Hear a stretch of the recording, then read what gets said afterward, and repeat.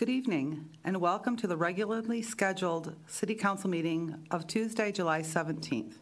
Please stand for the Pledge of Allegiance and remain standing for the invocation.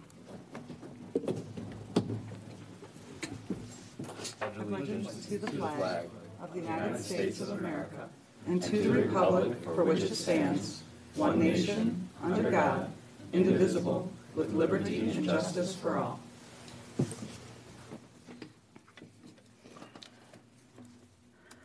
Father, we come to you today asking for your guidance, wisdom, and support as we begin this meeting. Help us to engage in meaningful discussion, nurture the bonds in our community. Fill us with grace as we make decisions that affect the city we live in and work in. We ask these things in your name, Jesus Christ. Amen. Amen. Roll call, please. Mayor Woolley. Here. Councilmember Aris. Here. Councilmember Milan. Here. Councilmember Moffitt. Here. Councilmember Ulbrich. Here. The first item on the agenda this evening is consideration of approving the consent agenda. The consent agenda includes the meetings of the regular City Council meeting from Monday, July 2nd, the purchase of 16 exterior vest carriers from On Duty Gear for a total cost of $5,120 for the police department, and the purchase of one Ford Utility Police Interceptor vehicle from Signature Ford Lincoln. I believe that our Chief of Police is here. Do you like to speak to any of these items? Or Madam Mayor, I'd be happy to speak if anybody has any questions about it. I believe I sent my report in, but both of the items were selected from the cheapest bids that I could find out there. So if anybody has any particular questions, I'd be happy to answer them. the report was as thorough as always. Okay. But I just wanted to give you the opportunity if there was something you would like to add. I appreciate it coming on the agenda and the approval. It's the officers are looking forward to both of the items. So, or all of the items, I guess, with 16 plus one. So. Chief, are we replacing one of the cars? Yeah. What we're looking to replace is car 15, which is a slick top traffic car. In fact, this particular vehicle, I've been talking to officers, and we want to get it in an off color. So we're going to get it probably in a burgundy, so that it'll blend in, so that by the time somebody realizes it's a police officer, we've already got them. So, So noted. It's a pretty cool looking color. So the guys are pretty excited about getting on the road. But car 15 is got our highest engine miles on it. I sometimes am hesitant to go by engine miles, but car 15 is. I had our mechanic Dan Yamarino up at the DPW go through all the cars and identify the ones that look like they're the ones that we need to get out of the fleet before they start costing us a lot of money to maintain. And 15 is the one that's been identified as the problem vehicle. So rather than have our vehicle maintenance costs explode with an old vehicle that's costs a lot to maintain, we're going to replace it with a newer vehicle. And that's also going from a Charger to a SUV, which is more popular with the officers because it's got more room to store gear and more room for our officers. So. Thank you. Okay, thank you. Madam Mayor, I move the consent agenda be approved as listed. Roll call, please. Councilmember Aris. Yes. Councilmember Milan. Yes. Councilmember Moffitt. Yes. Councilmember Ulbrich. Yes. Mayor Woolley. Yes. The next item on the agenda is the presentation of the 2018 Summer Beautification Awards, and we have our Parks and Recreation Director, Kathy Leanhouse, to do the honors. Welcome down there.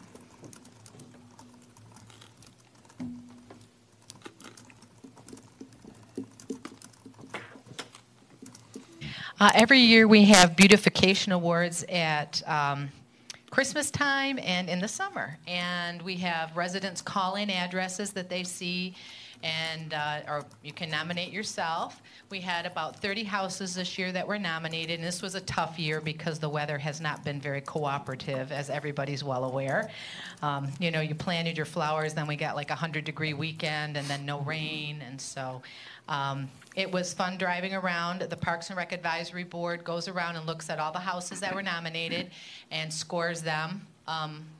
They look at things like color, creativity, things along those lines, and that's how they score them. And so we had 6 winners this year, and some of them couldn't be here tonight, but I see some of them are. Gary and Betty Grappin of 315 Wilson were one of our winners, so if you want to come on up. We want to thank all of you for taking the time to make your houses look beautiful. You know, when people drive around Clawson, that's what they see. I know a lot of backyards are really beautiful, but it's the front yards that everybody sees. So there's you can display that proudly. Donna Hughes of 476 East Baker was also a winner, but she could not be here this evening. Jeff and Linda Jones of 432 North Marias, they were another one of our winners.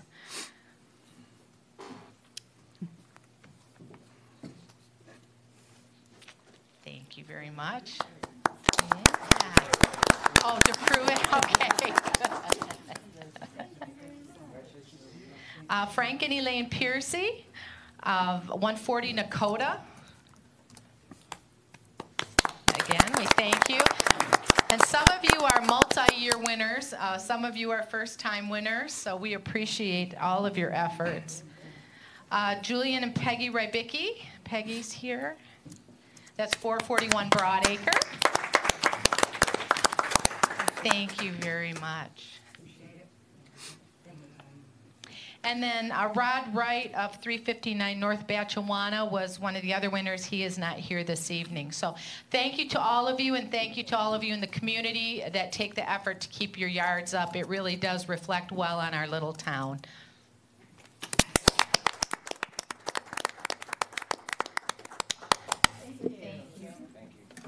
Thank you.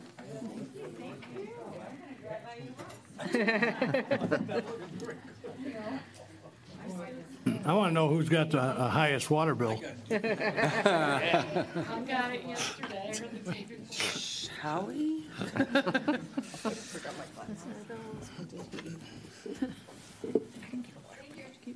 Thank you. Thank you. I did not.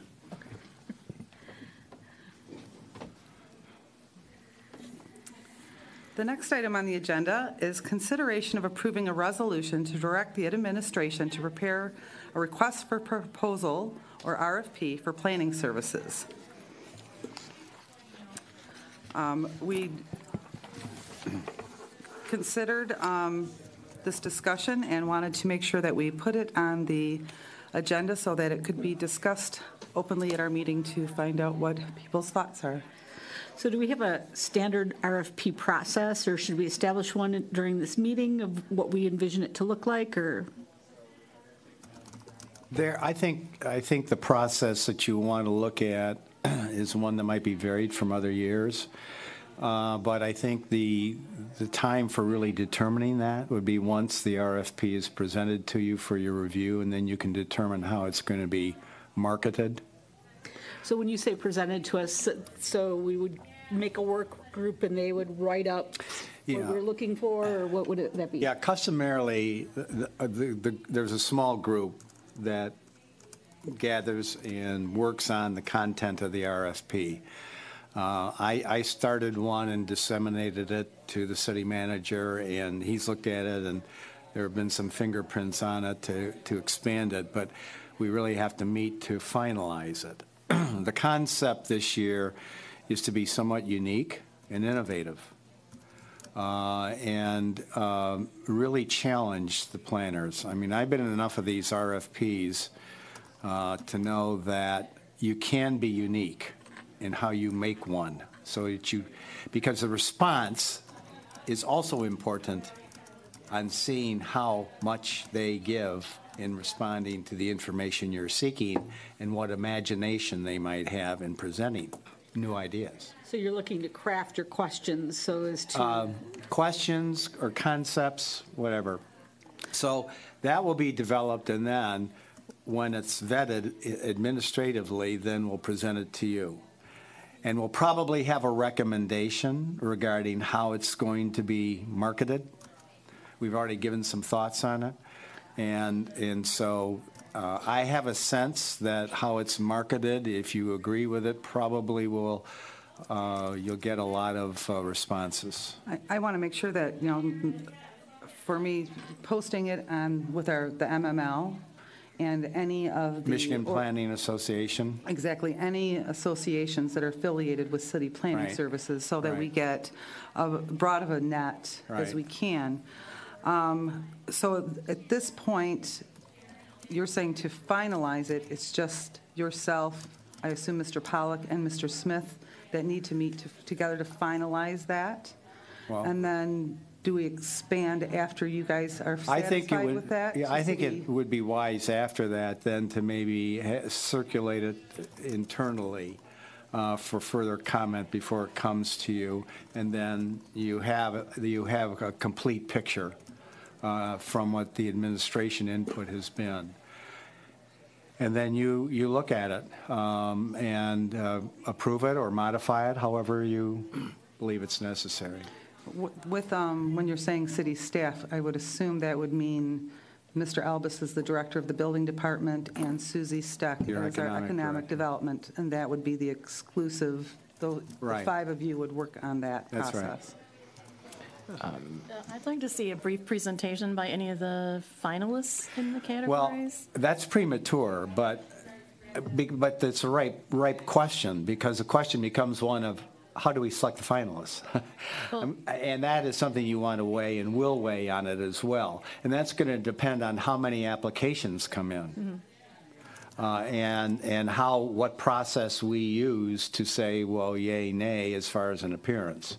But that will be in the process. This is really going to be an open disclosure, full disclosure, challenging to the applicants, and that's the name of the game, because you're looking for something that benefits your city and advances your city in new concepts or ideas, and that's what you're looking for.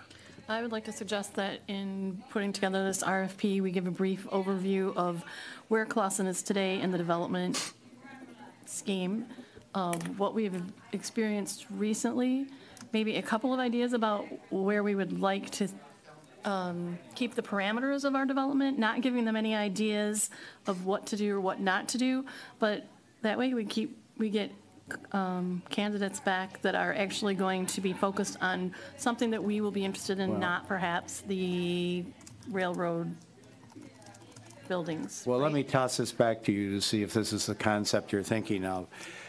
Always you tell people about some of the history of the city. But in our particular situation, we are on the cusp of a lot of changes and that are going to change what used to be or potentially. And so then you identify those influences that are coming into play, and then you say, we are seeking how you would address Yeah. the new vision or the growth of the city, and what challenges would you have, and so forth. Those are the things that we're going to try to point out and see how they respond. If you get a general response, that's going to be different than someone comes in and says, well, here's what I'm thinking, and begins to identify particulars and a time schedule, time frame, resources being used, and so forth. And that's what we want, because that really gives you the benefit of complete information to value the applicants. I want to make sure that we're clear that we want more than just a reply, that we want examples, we want a really good either PowerPoint presentation, one-on-one presentation. We want something that we can tangibly look at, that is something that shows what they have done, what their concepts are. I do this for a living, and anyone can just bullet what they can and can't do. I And I would think say- you need more than that, because that, for one, will show you their innovation, and that's one of the things you're looking for. I would suggest that some of the comments you mentioned, you might want to email to Mark and myself, and then we put that in our repository as we develop the thing, and also to Mike.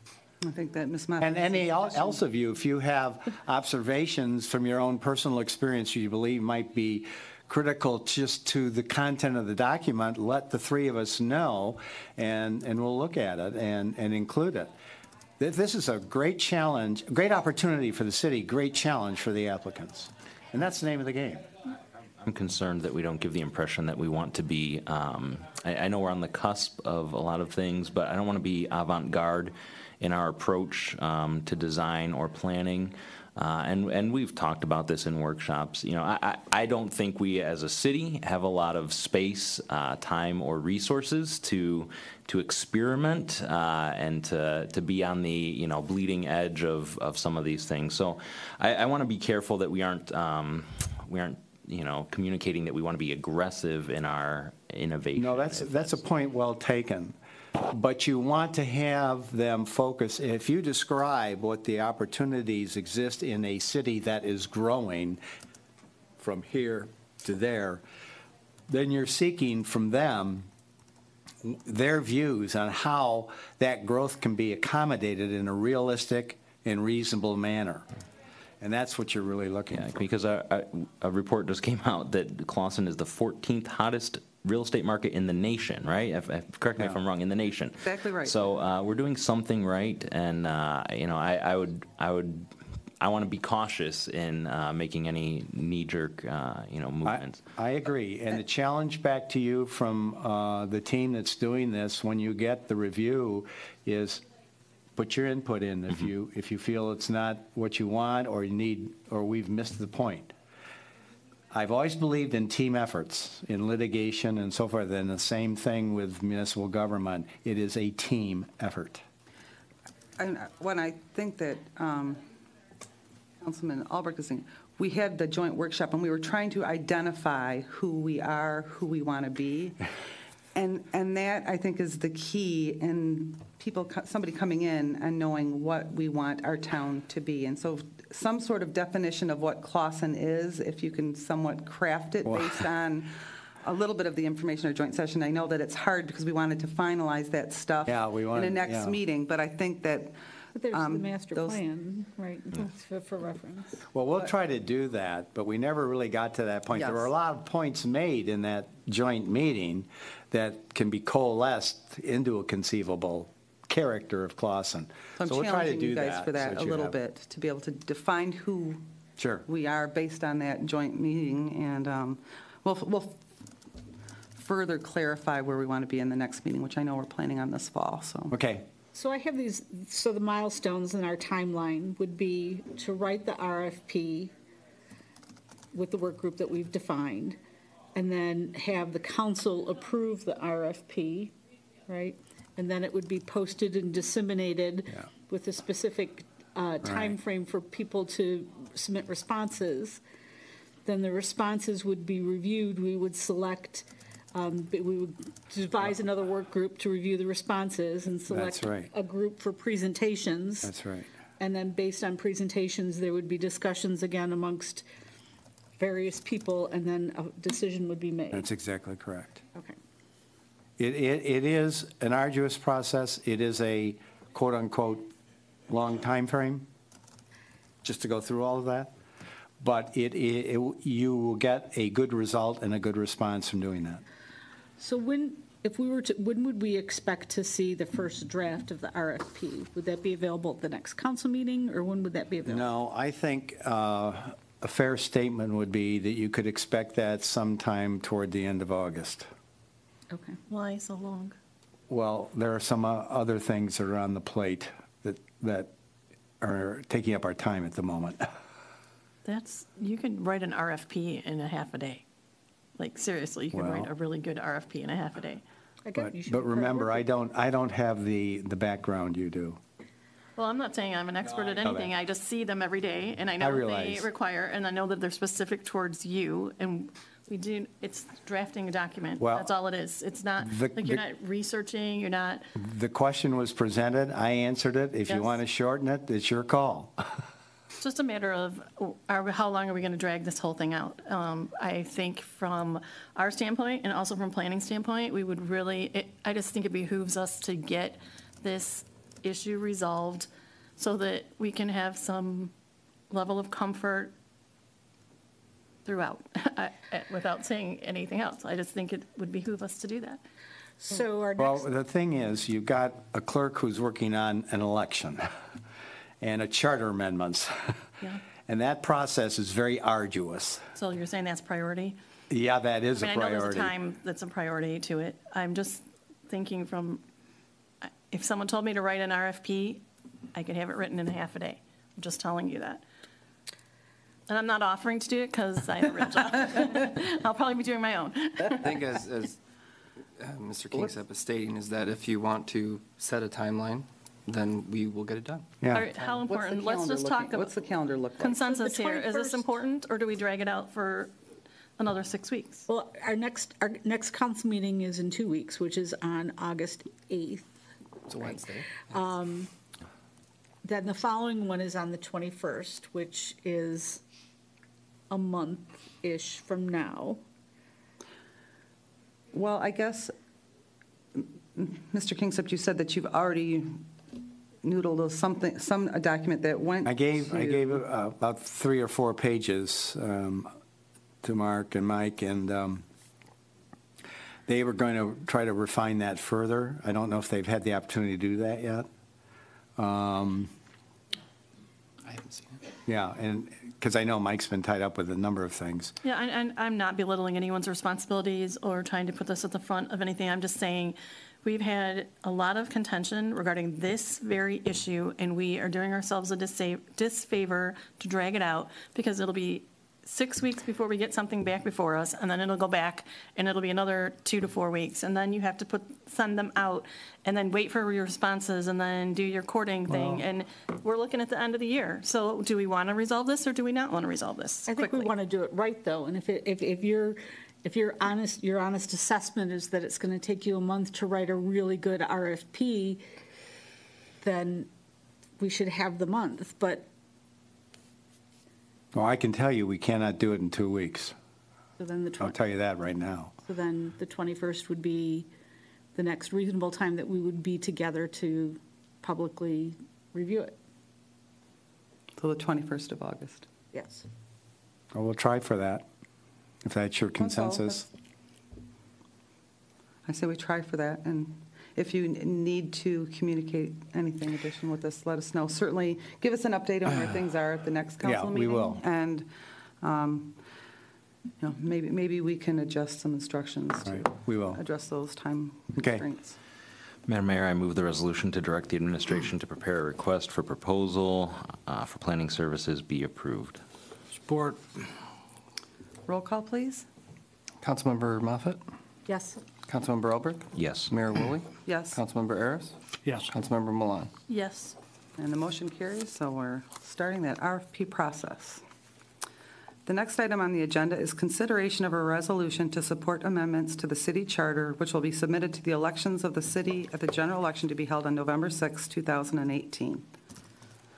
This is a resolution to support 2 amendments to the city charter, which we originally were submitted in the city council of May 1st. After that approval, it was determined by the Attorney General's office that we need to rescind that motion and to redevelop the proposed language to the charter changes. Would you like to speak further on this, Mr. Smith? Sure. Madam Mayor and Council, John Kingsup and I did speak to the Attorney General's office last week, I believe it was, and we finalized the language. We've had many conversations with Mr. Ellsworth up there, and these are the same items. We just had to tweak the language to be more, clear, and definite with how we want it worded and what we were changing in the charter.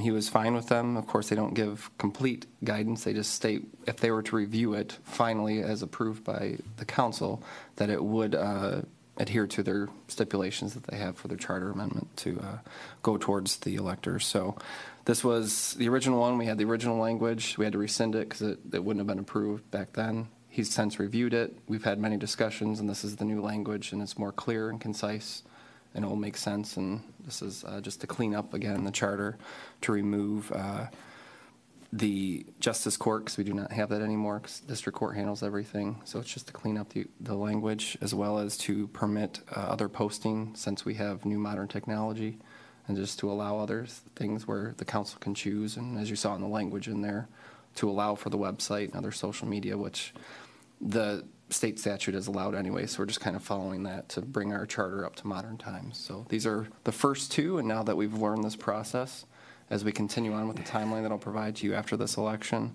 hopefully that we'll have two each over the next, because about 10 years ago, we had, I believe, about 15 topics or something that were proposed, so it's going to take over the next time that we'll just keep on adding. But now that we've really cemented the process and he's provided us feedback, we kind of know how to draft the language a lot better. So it was a learning lesson for myself, and I think this has been beneficial. So these are the first two.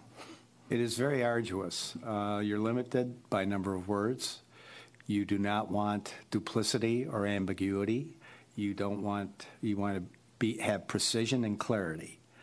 And they are rigorous in the AG's office to see that those standards are met.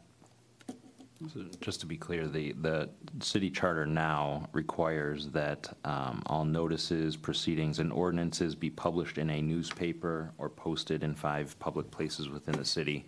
And the proposal here is to modernize that. Correct. That requirement. To still have the 5 spaces, which he made sure to mention that, to keep that in there. And then at the liberty of whatever the council decides, you can say that we can just post it on our website, and that will be agreeable if this is changed by the voters. Thank you. Thank you for all the time you spent on this. Madam Mayor, I move the resolution to support the amendments to the city charter, which will be submitted to the electors of the city at the general election to be held on November 6, 2018, with the ballot language that was prepared by the city clerk and reviewed by the city attorney, be submitted to the Michigan Attorney General and Governor for approval. Support? Roll call, please. Councilmember Elbrick? Yes. Mayor Woolley? Yes. Councilmember Harris? Yes. Councilmember Milan? Yes. Councilmember Moffitt? Yes. And the resolution is approved. The next item on the agenda was consideration of approving amendments to the 2017-2018 fiscal year budget. But I understand that this line item on the agenda is no longer required. Yep, that's correct. I put this in the agenda because we had not received our June healthcare bill yet, and we did receive that, and after entering the amounts, we're within our amended budget amount, so this item is not necessary. A motion to remove it? Madam Mayor, we move the item 9 off the agenda. Support. Roll call, please. Mayor Woolley? Yes. Councilmember Harris? Yes. Councilmember Milan? Yes. Councilmember Moffitt? Yes. Councilmember Elbrick? Yes. That item carries. The next item on the agenda is consideration of a resolution approving the participation and administration by the City of Clawson in the MERS 457B Supplemental Retirement Program provided by the Municipal Employees Retirement Systems of Michigan. Could you speak to this, Mr. Pollack, and Sure. where the benefits are to the city, benefits to the employees, and cost for each? Yeah, we have, currently we have two 457 plans available to employees. Both of them are fully funded by the employee. They have the opportunity within limits each year, IRS limits, to contribute to the 457 plan. MERS now offers and has for a couple years now a 457 plan of their own. And what it affords the employees is the opportunity to have, if you're a defined benefit employee, you could also have a 457 within MERS. It just makes it simpler for distributions upon retirement. And then the fees to MERS are significantly lower than our other two options, which are ICMA and nationwide. So this affords the employees another opportunity to contribute into the 457. There's no cost to the city. It's the additional time for Mike or Stacy to submit to the 457 plan, but once it's set up, it's another deduction each week for whoever contributes. And then within the 457s, anyone who wishes to could roll assets from one 457 to another if they wish to, but there's no requirement of it. There's no requirement that they do anything different with their existing 457s. It just gives another option that has a lower cost.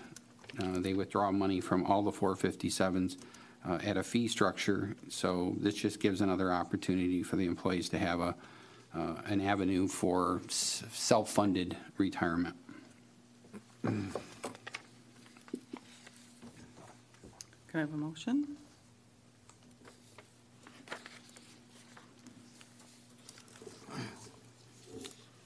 Madam Mayor, I move the resolution approving the participation and administration by the City of Clawson in the MERS 457B program provided by the Municipal Employees Retirement System of Michigan be approved.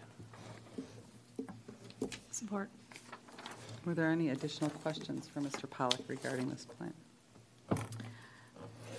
So this is an additional opportunity for them to put funds in addition to what they're currently provided. It's like a third option or something? Yeah, we have two 457s currently. It won't impact either of those. It'll just give another option under 457 to contribute money. There is a cap within the IRS. There's only so much they can put in each year, and that won't change, but it'll just give another option.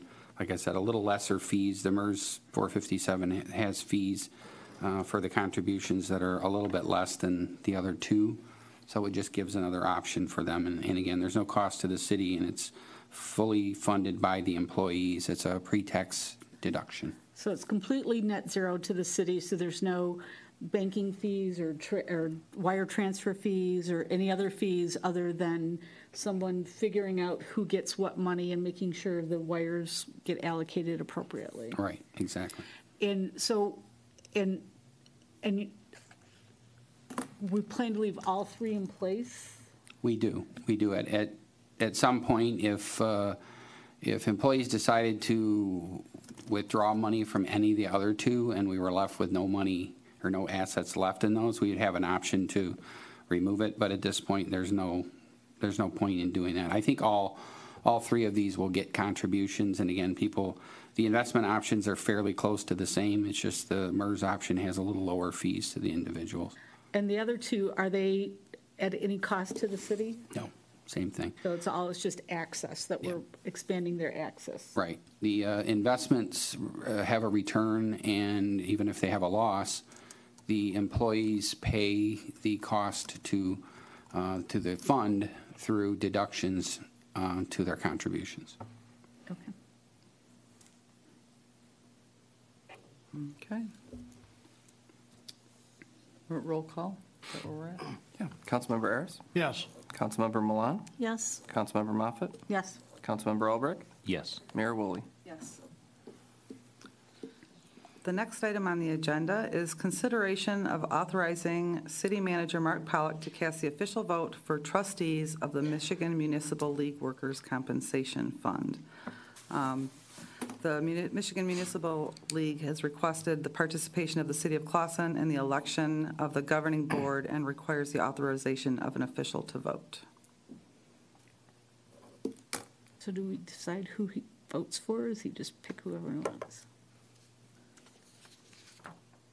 We are authorizing him to vote. He gets to Yeah, choose. Who wants? Okay. There's three board incumbents that are running for the three spots, and then they always have an option for write-in, and we're not aware of anyone who wishes to be considered for write-in, so I would vote for the three trustees that are already on the board. Oh, so there's not really a decision? Now, this gives our formal, since we're part of the Workers' Compensation Fund, they give all the members the opportunity to vote, and to be official, the governing body has to determine someone can sign it and submit the request. And this is, I think Mike checked, and this is something we do each year. Okay. We have a motion? I gotta get back to the wording.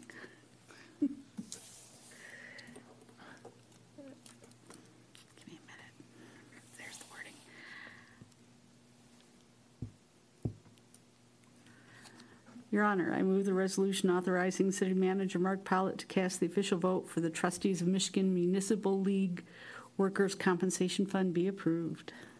Support. Roll call, please. Councilmember Milan? Yes. Councilmember Moffett? Yes. Councilmember Olbrich? Yes. Mayor Woolley? Yes. Councilmember Aris? Yes. And thank you for voting for us, Mark. The next item on the agenda is the list of bills. Madam Mayor, pay the bills. Support. Any questions on the bills? Roll call, please. Councilmember Moffett? Yes. Councilmember Olbrich? Yes. Mayor Woolley? Yes. Councilmember Aris? Yes. Councilmember Milan? Yes. The next item would be the city attorney's report. Yes, Madam Mayor, members of the council, as you're aware, there was a FOIA request filed some time ago, and I'll update you on that to the extent that under FOIA, once the request comes in, the city has 5 business days in which to either grant it or ask for an extension. In this instance, because of the nature of the request, which was quite copious with a number of items on it, the clerk sent out the request to extend the response, to grant the response, but also extend it for another 10 business days. Because of the nature of the request, when you make that extension, there's no case law or determination that says that after you request that extension, you have to deliver it in such and such a time. It is all dependent upon how detailed the information is that's being sought. I'll give you an example. I just went through one up north. Doesn't have as many documents, but it had 19,000 pages, and so far it's taken 6 weeks to respond to that. In this instance, the documents have recently been collected. There's going to be a review of those documents by the city clerk and myself, and then a determination will be made on what to do with that, and you'll be advised of that determination. Okay, thank you. Is there anything else? Nothing else. City manager's report? I just had a few items here. There were some questions that came through the request by Councilmember Moffett about the budget amendments not being necessary. There was also a mention of budget amendments that we will do. I generally do 2 per year in December. My computer gave up the ghost, so I did have to replace my computer, and since it was the same age as Karen, we are replacing hers as well. Those would be items that would come up in December for amendment. We did have the clerks budgeted, which I think Mike is up and running, I believe, in the clerk's office with their computers, but we also had the treasurers out, I believe, next fiscal year, and we may want to consider moving them up because theirs were the same age as ours. So it seems like once you get past 5 years, it's a crapshoot for computers. And Mike was getting the blue screen of death, and Karen's has been glitchy lately, so when she'll be happy to get hers changed out. But those would be up for consideration. So the 18-19 current budget amendments would be before you sometime likely in January for December numbers. And then again, the decision will be made by council whether you want to move those up or not. There was questions as well about road repairs. I did talk with Harry, and my request of him was to try and come up with road works that need to be completed this year. A lot of what he does, he terms as emergency patch, where a catch basin collapses and they temporarily have asphalt in its place. A good example of it right now is if you've driven down Phillips, west of Main Street, there's a metal plate that covers a catch basin that sank below the level of the road. They temporarily put that over it with some asphalt. That would be an area that they would likely, if they need to repair the catch basin, which it seems they will, that would be cemented over when Hartwell comes back and does some of that program. And there are other ones that are in the middle of the road. What I asked he and Mike to do is really do a workshop with council for infrastructure. We've got 3 reports that AEW prepared that involve water, sewer, and roads. and they're all extensive, and they're all extremely boring. I've read through all of them, but they contain a lot of information that's difficult to understand. Some of it's simple to understand, but it's very tedious. So I am asking them to give me a couple dates in September where we can find dates that work for council so we can have a workshop to come up with a 5, a 10, and a 15-year plan to continue to update infrastructure. We've made a dent in it, but there is a lot that has left to be done. The annual program, what I'd like him to do again is come up with, whether it's small patches, we have areas that are in bad shape. And, you know, the extent he was explaining to me today, we had a resident complaining about the little island at West Selfridge, North Manitou, and Phillips that's in really bad shape. The issue there is when they don't know what's underneath. They got a pretty good idea because when we replaced Bywood at Phillips, it was basically that swamp material. I think they call it marl, that they have to dig down several feet and in some cases put a fabric mesh down, which is fairly expensive, to hold the road up so that there's something to, and then the other item is something to attach it to. So he did say that they would come up with an estimate to do that, just to give you an idea how much it would cost to replace. You know, it's less than it's probably a 1/10 of a mile stretch, and if you continue going east, you could get up to an 1/8 of a mile. But just give you an idea how much something like that would cost on average, and then identify other areas, small areas that council can look at and say, you know, they're going to make a recommendation as engineers is this is what we think should be done this year, and then go forward with each year, because council did commit monies for infrastructure this year. What I'm asking him to do is take that money and make a recommendation as to how they would spend it, but then also identify these are the areas, which I think the road report does, that need to be fixed. And it's it really needs to be addressed in a 5, 10, and 15-year plan to start, and then we have to identify how we pay for it. Is there, remind me, was it $280,000 that we earmarked specifically for roads this year on the Right, budget? and I did ask him to come up with how will we spend that. That's what I wondered, is there's like almost a running tally of, you know, like we would do a checkbook that you start with this $280,000 and what is earmarked and how much is each one of those projects going to cost, so that when you Right. get to the $280,000, the spending is finished for the year. Right. Unless council needs to approve emergency sinkholes or some other items. Right, and some of that does fall under what we term routine maintenance in major and local streets. But you're right, you've designated money for infrastructure. He explained today the water and sewer money designates difficult because, you know, if you're going to replace a water main under a certain stretch, you're probably not going to have enough money to do that. But I said even if that money has to be put aside and accumulated over a couple years to do a 1/4 mile stretch of water main that's, you know, maybe 70, 80 years old, then that's kind of what we have to focus on. And he did say he and Mike would put together a comprehensive plan utilizing those reports so that council knows here's what we've identified that needs to be done in the priority list. And then you can look at it and say, like I said, emergency is generally what he falls to first. You can say these are the areas of the city we'd like to see done. And then that way you're at least controlling what's being done with the designated monies. Some of that does get spent on emergencies, and you know, we put money aside each year for that or part of the budget, but it's trying to designate the amounts of money that it's going to cost. And I know it's daunting. When I talk with Harry, he just said it's, you know, you're talking millions of dollars. I said, I know that, but let's identify some small projects that we can at least put a dent in or to keep the momentum going, because I don't think any of us are prepared right now to commit to more debt.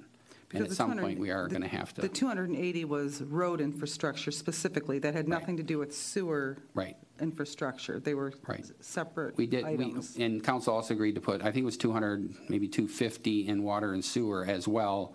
And he said, you know, that more likely we could do sewer. We could do a small section of relining or something. But the road money itself, that's what he said, designating it for, you know, a project or multiple small projects. It's getting an idea of this $280,000 could do, here's 10 projects we've identified, possibly do these 2 or these 3.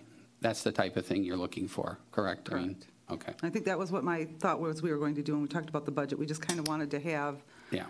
information given to council and what was doable. I hate to say à la carte, but kind of, these are your options, and pick and choose based on Right. the budget we had set aside for that money. And we could fall in that habit of each year saying, we don't have the money, we don't have the money. We have some money, what can we do with it? And I think that's the And I focus. just wanted, because I was educated on, and I'd just like to say it many more times, is when we get grants, they have got to go to major roads. So that means 14 Mile, Main Street, Crooks, Rochester. Those can't be used for our side streets. That all has to be self-funded. In addition, I believe the catch basins that you're speaking of, those are road monies. Those are not sewer monies, because it is the catch basins that bring the water to the sewer. So they are considered road issues and not sewer issues. Look, for $280,000, basically, all we could do is patch, right? We're not going to have a lot of impact with $280,000. We're certainly not going to touch that Selfridge, Right. Manitou. I think even without considering infrastructure, water and sewer there, Harry threw a dollar figure just for pavement of $400,000 for that stretch. So it tells you how quickly it adds up when you're doing roads. And that would be, again, that's not something we could just take a section out and replace it. That's really bad. The biggest concern is it's in the condition it's in because of what's underground, what's then- underneath it. So then there's no report to write about what projects we could do. Well, we can identify, it's going to have to be a long-term plan, and it's likely going to involve debt, and I think the strategy is going to have to be, we have expiring debt. We did, council set a plan in place for sidewalks. The voters approved it. We're able to levy a sidewalk millage the first year, which still allows the overall debt millage to drop. And that's going to be the focus, is trying to let people here know when you pay your taxes, we're trying to keep the millage rate for debt the same or lower each year while continuing to do work. And that's going to be the strategy, I think, going forward. Whether it's 5 years, 10 years, we just had pension bonds sold. We know in 15 years those pension bonds are going to be fully paid off. We've got George Kuhn drain debt that starts coming off in 2020. We got small debt, but still debt coming off. Our library bond, our North Arm drain bond come off in 2021. Those are small amounts, but if you can get the voter approval to say, well, rather than taking 0.8 mils off, what can you do with 0.8 mils to replace that to keep working on infrastructure? And that's going to be the focus. Would we be better served then to save our money, put it in a fund, and save up for some of these bigger projects over time? That might be a strategy that council wants to seriously look at, is trying to put money aside each year until you have enough to do maybe the stretch we're talking about. That might not be a bad strategy to look at. But I think getting a grasp, sitting down with Harry and Mike and getting a grasp of how daunting the task is, but realizing it can be done. It's just going to it's going to take a lot of planning and things to fall in place, but ultimately it's going to be the voters that decide, do we want the roads, do we want the water main, and do we want the sewers fixed? And I mean, I'm impressed. I've been here 18 years now, and everything we bring forward, the voters here support, but it's understanding that we have a plan and we carry out that plan. And I think that's why they support it. Okay, and I had one additional question or request. Can we get a report on which streets or sewer systems that they've already cameraed, just so we know where they're at I'll have in the Matt- process? I'll have So we Matt have a highlight. specific kind of, this is how far we've made it, Okay. just so we can get an idea of how much longer the process will require. That's another long process that will likely just continue in perpetuity, but it's something that as we identify, whether it's collapsed sewers or sewers that can be relined, the whole focus and the hope of this is that we can find sewers that can be relined, because you don't have to dig up everything to replace it. If you can get it before it's breached or before it becomes a collapse or a sinkhole, through relining, that's the focus and the identity, is because then you give another 70, 80-year life out of a sewer that you didn't have to dig the ground up to replace. So, but yeah, that's part of what they're identifying now through AEW's report before, is going back and continuing to address the sewers that, were rated the lowest, because we replaced the worst condition sewers or relined them when we did our SRF program. Now it's identifying, going back and saying, all right, 5 years later or 7 years later, which ones do we want to focus on? And that will be part of, again, the process with residents to say, here's what we're going to do and here's how we're going to pay for it. I mean, I'm sure there's ebbs and flows, but for me, I'm just curious to get a sense, do they get down 10 streets a month, 5 streets a month, 5 streets every 3 months? I'm just kind of curious on, from a manpower and making sure that we use this brand-new technology timely instead of waiting till it's no longer a viable and new piece of equipment. Oh, I think I interrupted you, so were there No, other that's- things on the report? I really covered all I had noted on here. Yeah, I did, so that's all. If I Other could, questions? I do have a couple questions. First, I had a resident contact, or I reached out to a resident, but Service Line Warranties of America, and Mr. Pollock, we exchanged an email just over 3 weeks ago about this, but the service company, the servicing company for the Service Line Warranties of America is changing based on letters that current clients of SLWA received. And then the second thing was that the rates are increasing, and I just wanted to make sure that that was not related to our request to change the advertising. No, I did reach out to Kurt, who was here to present, and he said, no, we don't harbor any ill will toward Clawson, and I think in the long run, I think it's Home Serve is who they deal with now. He said occasionally they have to change out processing. I know Howie had a not so good experience recently with them as well, and I'm trying to reach out to customer service. The one thing that they've done since they've been here is respond to complaints. And I want to make sure they continue that. And yes, the increases in the rates are due to, the cost for them to service it. I think they prided themselves for a number of years where they didn't have to raise rates, but now they're getting to a point where I believe their costs are probably going up, so they're bumping up rates. But I want to make sure that the service they provide and the customer service is still meeting the needs of the residents, because then if we're in any way tying ourselves to this, which we are, we want to make sure that they're providing quality service. And certainly if that falls off, we have I think it's a 90-day, John, Yep. where we can sever our relationship with them and tell them that you'll have to do this on your own. So they do understand that, but he did say that there was no retribution or payback for the new service. He says they technically do it an evaluation every year of the cost for each service and establish it just based on economics. Okay, thank you. Did you talk to Kurt? I did talk to Kurt, yeah. Because I received no phone call from him. Okay. I'll follow up. He did say he would have someone from customer service reach out, and I think it was your daughter dealt with them? Yes, Okay. because I don't want to say what I went through because it wouldn't be right. I did have one other question, Mr. Pollock.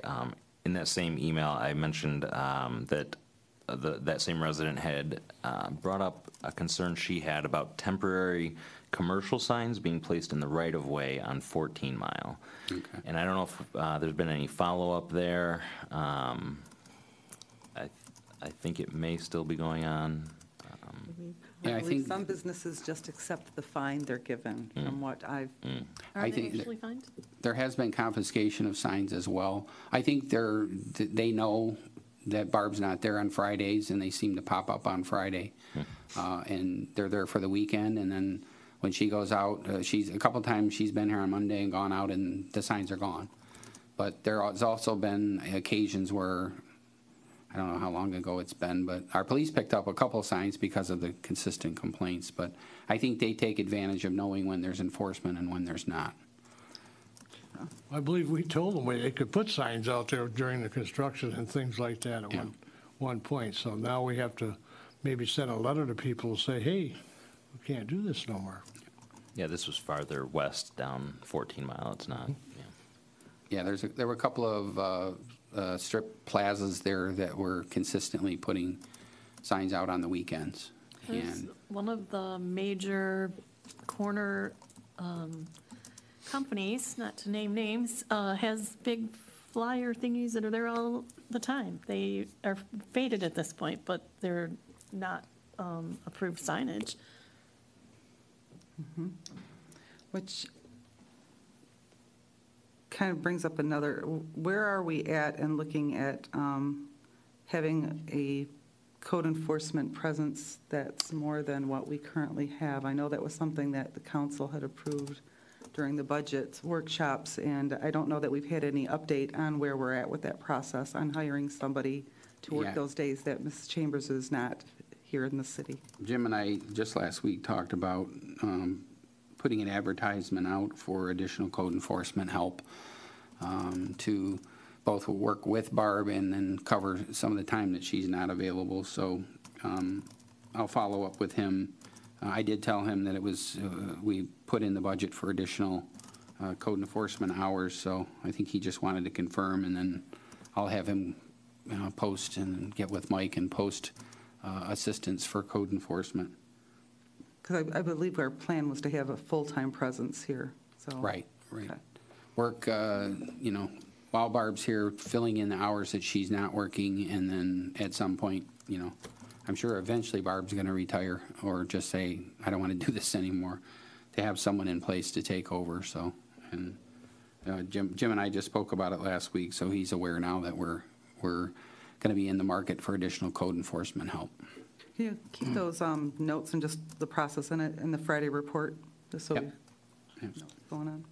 Thank you. Question mark, hate to ask you this. I know the police department's been running one guy short for a while now. What's our plan on that? Also, what's the plan on, what are we doing as far as the new chief or what we're going to do to interim?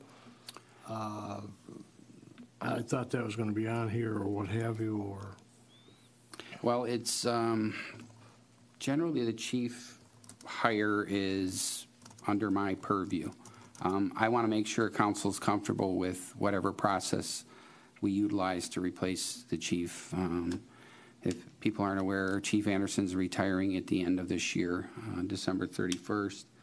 And I know we have some qualified candidates internally. If council wishes to open it up externally, we can do that as well. But, I mean, it is something, if you'd like to put it on as an agenda item, we can do that. And then you can direct me as to how you want me to fill the position.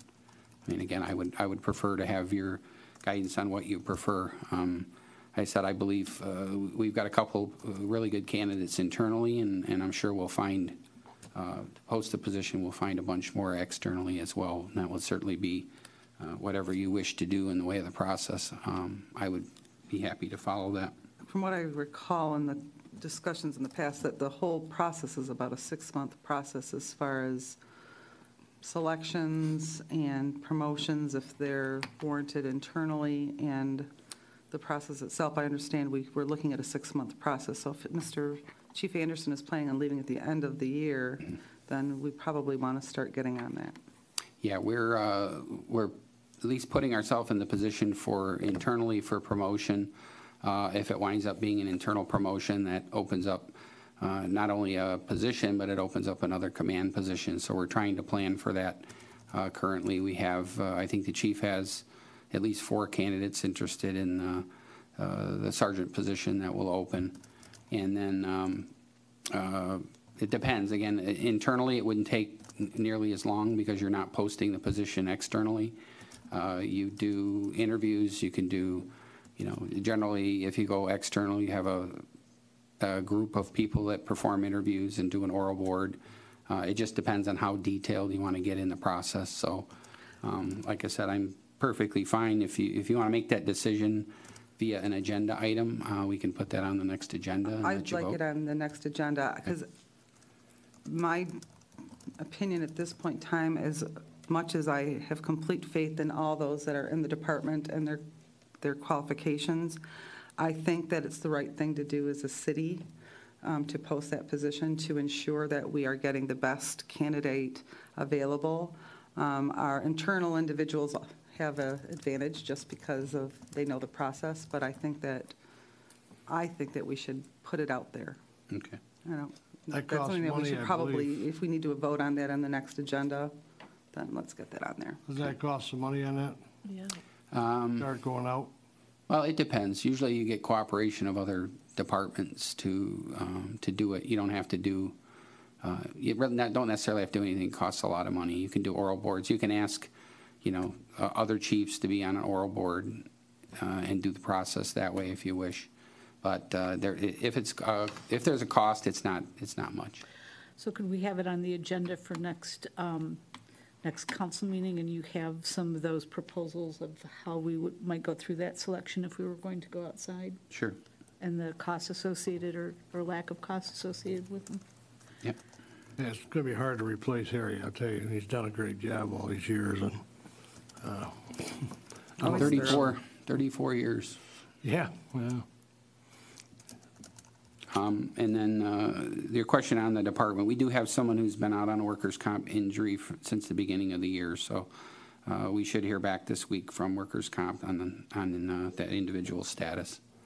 So, but yeah, it's made them. I mean, we already know that we're kind of bare minimum, so it's difficult. Trying not to create overtime, but it's hard not to because you have individuals having to fill an entire shift, so it becomes difficult. But we should know more soon, and then again, I'll keep council informed weekly on where that stands. thanks. And I wanted to add one more. Sorry. DTE, we heard anything more from them? We did have another outage. It was tree related. Mike's out, but he does have 2 replacements, and they told me that this was trees impacting primary power lines, which causes multiple outages that they have to actually go through and systematically reset.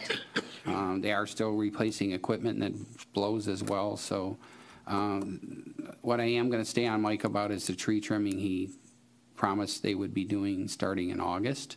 There are still a lot of trees near major power lines. I don't know if you noticed driving around the city, DTE has trimmed quite a few trees, especially in the cities right away. And what they leave is unacceptable to us, so we've taken down the balance of the tree. But there is a lot of trimming that has to be done, and it does cause significant outages, and I did tell Mike that is something that they have to commit to.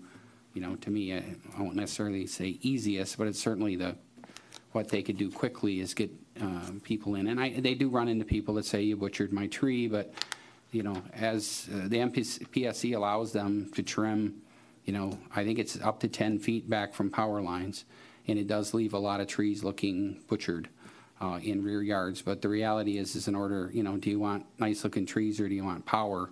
If it comes down to that, do what you have to do, get in there and do it. So I will stay on him. I know he's out, but the backups for him have been responsive as well. And they said they get the reports from the engineers and they try and keep us updated. But it's the frequency still of the outages that are on people's nerves.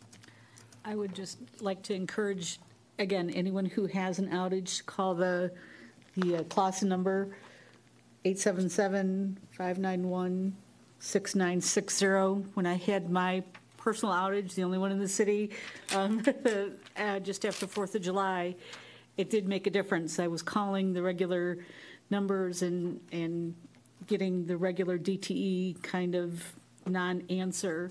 And literally, within 2 hours of calling the Clawson number, I had someone at my door. So I don't know, I thought we all thought it was just a recording and no one was monitoring it, but it did make a difference for me calling that number. So I would encourage anyone, if they're experiencing an outage, to definitely call it. Yeah. And that keeps them on the radar, especially in areas where there seems to be more outages than others, is when they get those consistent phone calls from those neighborhoods. They are sending engineers out to find out specifically, is it an individual equipment problem? are there trees touching lines? It helps them at least identify and then fix the problem, so that the goal is so that you don't have these frequent outages, so. Yeah, on my way home from work this evening at 14 Mile and Bywood, in that lot there were, I think, 2 or 3 bucket trucks and 4 or 5 other trucks, a bunch of guys milling around. I don't know what they were up to. There were a couple guys up on a line doing something, but. Yeah, there's primary lines there that they actually had, when we had the last brownout issue, they had a massive semi with a generator, basically, to provide additional power while they fix and replace and identify the, I guess, substandard equipment. I think So they are that's- focused on those areas that are really, It's still there, I believe. Yeah. They yeah, just gotta and it will turn be. off. It'll be there, I think, until they get everything figured out and fixed and replaced, so. But it is providing the power. I know we heard from the property owner and hadn't heard from him since, but that is providing, sufficient power to that area so we don't have the brownouts. I haven't even seen my transformer. It's up there somewhere. I mean, there's so many trees around Covered by it, tree. We talked about a year ago with them coming by and doing some trimming, but nothing's ever happened. They tried a couple years ago, Royal Oak and south end of Clawson, and they ran into a lot of people that, were saying, leave my tree alone. So they didn't handle, I think, the process very well, but they did say in the future that they're going to allow people the opportunity. Again, they don't want to butcher the trees, but at the same time, they have to take out enough so that they don't have to come back in 5 years and do it again. And in some cases, it leaves the tree in such bad shape that it needs to come down. And, that's the issue, is a lot of these trees were planted in yards so many years ago that, nobody thought about, well, it's going to get into the lines. But now DTE has to send their contractors through and trim them all back significantly. And I know it does take time, but, once that's done, the understanding that, it's going to take maybe 20 years or, before they're back in there again. But that was part of what they approved through the MPSC, was a trimming program, and part of their fees, because that is part of what we pay, is to have those trees trimmed as well, so. Well, just so the residents know that, we are trying, with DTE, and you see where we're getting. I don't like telling residents that it's not our problem, it's theirs. And we've tried to be very responsive. And again, I appreciate, I know Matt reaches out a lot to residents and says, get on the MPSC as well, see how much, continuing to stay on them, because they're kind of the controlling body. But I agree with Sue, please call that toll-free number, because it is working. It is getting their attention, and it's getting people out, and it's getting specific issues dealt with. And each time, if you have, even if it's a 10-minute interruption, or a 2-minute interruption, call that number and leave a message and say, I just had an interruption. They can check their grid and see what happened. And a lot of times those brief interruptions are due to trees. And it causes a brief interruption and then it resets, or they're able to reset it. But the big primary lines that have tree issues are the ones that cause these, 4, 5, 6 hour outages. And those are the ones that they got to come through and trim those trees out. And they have been doing that. In fact, I had a resident say, I don't know whether to complain or be happy, but I had a contractor trimming a tree at midnight. And it was because power was out for a number of hours. But they identified this tree had to go, and they were out there trimming it at midnight. So they are trying, because I know they don't want all these calls and this bad reputation that they've gotten, so. All right, that number to call is 1-877-591-6960. It's in my phone. Did it all by myself. Oh, thank you. Is that it, Mr. Pollak? That's it.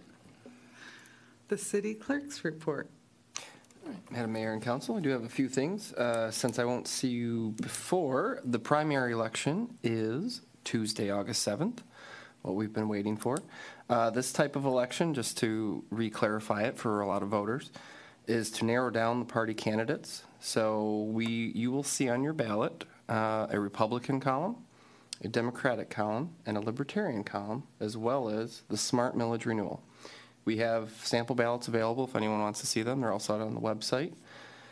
So what you'll do is you can only vote for one party or leave it blank, whatever you would like to do, but you cannot cross-party. That is where we will get a lot of spoiled ballots, and so we like to educate the public as they come in to vote that you can only vote for one party in this time. In November, you can split your ticket however you want to vote. But this one, you're narrowing down because it's a primary for each individual thing. So we have all the information. I know there's been a lot of questions about if there's a background on the candidates. Generally, the League of Women Voters only does stuff for general elections, so kind of have to research on your own. I believe they have some wonderful interviews, and I know Oakland Times and a couple other groups, some newspapers have done stuff, so you can read up on your own, but we don't have the actual guides like we generally do that a lot of residents, when they've been coming in, they've been asking for them. They've told us that we get those more in November. So that's what you'll see. The last day you can have an absentee ballot mailed is Saturday, August 4th, up till 2 p.m. You can vote in person, of course, on Monday, August 6th, up until 4 p.m., where you can come in and request an absentee ballot if you abide by one of the rules that ask why you or the reason why. And you can vote it right in person. We'll have a booth kind of set up right up there. You can vote it, just give it right back to us, and we'll process it on Election Day. And again, polls are open on Tuesday, August 7th, from 7 a.m. to 8 p.m. So as long as you're in line by 8 p.m., we'll give out little things, so if you're in line, you can vote. So it's generally a low turnout, so we always hope for a lot, because in some races, this is kind of what dictates kind of who the winner is in some instances. So I'm hoping to have the new election equipment, because since we only had about a 25% turnout, November 2017, some people will see the voting equipment for the first time this time. So we like to try and have it out. A lot of the clerks in the area have always been saying that. So I'll have it present where you can do like a little sample ballot last 2 weeks of July, just so you can kind of see it hands-on, kind of vote for yourself, or just a generic ballot that we have. And actually, I am holding a public accuracy test in case anyone is interested. No one in my time has ever come, but we will have it here tomorrow morning, where I just show I have the equipment set up and I actually run through just an actual ballot and test it. That's been tested, so you can see. Everyone's welcome. No one ever comes, but it's here tomorrow. We have an opening at the library, I was just told by Jenny, for a part-time clerk. We posted that on our city website. You can contact the library or look at the website there. And just to give you an update, we had, I think it was approximately 26 people apply for the clerk for the treasurer. So it's a busy time with taxes and election, but Stacy and I are going to try and narrow that down to 5, maybe 7 or so, and then start the interviewing process, because I know that she would welcome the addition of having another person in that office again, since it is tax season and is busy for her. But we've been doing well. Victoria, myself, and Kim have been great assets in helping out, kind of helping each other out with helping out people. So that is all I have this evening. Have any questions for Mike? I do, of course. The primary election, I do seem to remember that you had to declare in the past, Republican, Democrat ballot. Is this ballot format new? With the No, the only time that multi-column? happened before is when it was a presidential primary, and that was specific to that election. Okay. You have to, in essence, vote the specific way, but you don't have to literally say, I want the Republican ballot or the Democratic ballot, because there'll be 3 columns on this ballot. Yeah, because I remember there was some pushback from Yes. some voters about having to. They whispered or whatever it was because they didn't want their neighbor to know how they were voting. Right. So And then my one other question that I'm very curious about, then, will the machine alert you to a spoiled ballot? yes. Okay. So That's what I do with the public accuracy test. We have to do a test grid, and I had to do, and to get through all the rules that are outlined by the state guidelines, I think I have to test about 53 ballots, and you test for overvotes, undervotes, overvotes in the proposal, overvotes, split tickets, all that stuff to make sure that the equipment will reject it. So when I'm doing the accuracy test, which I've already tested the other machines last week, it will actually show up on the little tablet that's there. It will say what the reason is, so the voter can either just say, I don't care, just accept it. Those votes don't count then. It will tell you which vote actually will count, and then it'll just process it, or it will tell you reject it, and then you can go spoil it and get a new one and vote it properly. So the equipment is very intuitive and very wonderful, this new equipment. It actually will tell the voter on there, where in the past, the old equipment, it didn't say that. It just shot it back out and said rejected. Then you had to talk to the worker, and they had to figure out what the issue was. This one actually will say, you overvoted for the Senate or the Congress or the State House or split ticket or whatever, cross parties, so. Perfect. Thank you. Anyone else? Okay. Any unfinished business? Okay, new business. I'm assuming that Mr. Harris would like to speak of his upcoming event. Oh, we got a car show coming up, August 11th. Yeah, we're gonna fill up Main Street, south of Main Street, with a lot of cars, a lot of people, a lot of fun, food, and hopefully our weather will cooperate, which hasn't in the past. But it's our 20th year, and hopefully everybody be there. And we have a lot of people in town that sponsor us, and we have a lot of trophies. I think we have something like 300 trophies that we give out. And so come on down, August 11th. Cars should be in place by about 10 o'clock. They start about 7. So come on down. Anyone else? Okay. The floor is now open for public discussion. Anyone? We lost one earlier. Well, the floor is now closed for public discussion. Madam Mayor, I move we adjourn. Support. Roll call, please. Councilmember Albrecht, Yes. Mayor Woolley, Yes. Councilmember Ayers. Yes. Councilmember Milan, Yes. Councilmember Moffett. Yes. Yes, sir. Thank you, everyone. 9:30.